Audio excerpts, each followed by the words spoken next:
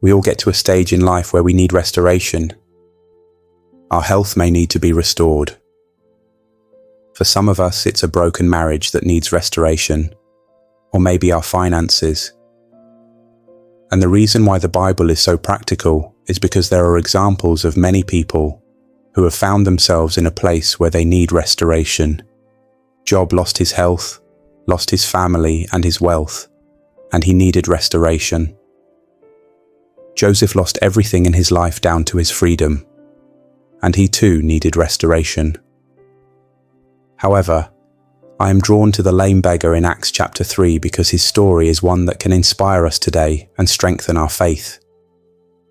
The Bible says from verse 2 to 10, "And a man lame from birth was being carried, whom they laid daily at the gate of the temple that is called the Beautiful Gate, to ask alms of those entering the temple. Seeing Peter and John about to go into the temple, he asked to receive alms. And Peter directed his gaze at him, as did John, and said, 'Look at us.' And he fixed his attention on them, expecting to receive something from them.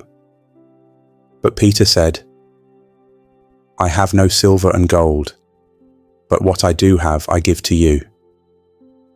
In the name of Jesus Christ of Nazareth, rise up and walk.' And he took him by the hand and raised him up, and immediately his feet and ankles were made. Strong and leaping up, he stood and began to walk and entered the temple with them, walking and leaping and praising God. And all the people saw him walking and praising God, and recognized him as the one who sat at the beautiful gate of the temple asking for alms, and they were filled with wonder and amazement at what had happened to him. This man was lame from birth, and through God's miraculous healing power, he became a strong testimony that demonstrated the might of a true living God. I would imagine that as a lame beggar from birth, I imagine he wasn't full of zeal. Society in those days would have looked down on him. Some corners would have even considered him a sinner, perhaps. But when the Lord brings restoration in your life, he brings full restoration, because this man was no longer lame.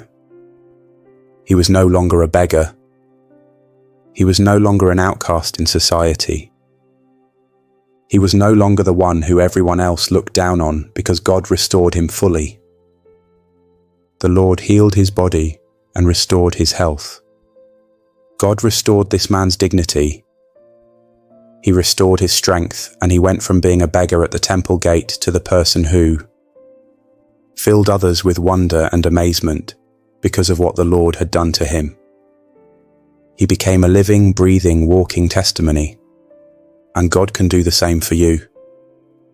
He can take you from a place where others looked down on you, where some even mocked you. Jesus Christ can elevate you for his glory. Now, as I prepare to rest, let us pray. Dear King Jesus, I give you praise and honor. Full restoration comes only through you, Lord. Psalm 51 verse 12 says, "Restore to me the joy of your salvation and uphold me with a willing spirit." Father, I pray that divine restoration would come into my life. If it is my heart that is troubled, then I pray that you would give me comfort. If it is my mind that I have struggled with, I pray that you would give me peace. Move in my life in such a way, Father, that others will be drawn to you because of the testimony that I have become. May you receive all the glory and all the honor. And I pray that you would turn my life around so that men and women would see me and realize that it's only through your grace, it's only through your mercy that my life could have been turned around and restored in such a way. Just like the lame beggar who was healed affected the lives of others around him with wonder and amazement. Father, I pray that you would work to turn my character around, turn my life around. Renew my speech, transform my mind so that all those who are close to me will rejoice and be amazed at your power, Lord, when they see how you have restored and renewed me, Lord Jesus, I stand on your word in Isaiah 58 verse 11, which says the Lord will guide. You continually and satisfy your desire in scorched places and make your bones strong. And you shall be like a watered garden, like a spring of water whose waters do not fail. I stand and believe this scripture. Whatever is old, worn out, dilapidated, or broken in my life, I pray that you would breathe new life into it, Lord. Should it be my marriage, my health, my career, or even my faith, let your living waters flow over my soul and bring you life, Lord. As I end this day and prepare to rest, I seek restoration from you, King Jesus, the type of restoration that is different from worldly restoration. You offer true renewal. You offer true transformation, but the world simply brushes over things.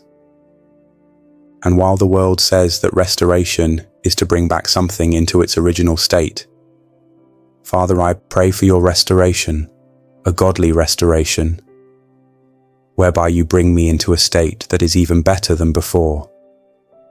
I pray that you would restore me for your glory. Let me increase in peace. Let me increase in my love for the things of God, and also in my love for my neighbour. I pray that I would increase in faith, Lord, and enjoy all because you offer true and lasting renewal. Your word says in John chapter 6, verse 35, Jesus said to them, I am the bread of life. Whoever comes to me shall not hunger, and whoever believes in me shall never thirst. I come to you, Father, tonight so that I will hunger no more. Give me no appetite for anything ungodly. Give me no room to have an appetite for sin. I pray that I would truly believe and stand on your words as you said, I am the bread of life. Whoever comes to me shall not hunger, and whoever believes in me shall never thirst. Father, only you can satisfy all of my desires. Only in you can I find all that I have ever wanted and all that I can ever desire.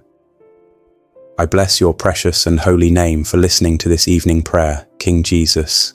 I thank you for the restoration that is over my life. I thank you for turning things around. In the mighty and precious name of Jesus Christ, I pray. Amen.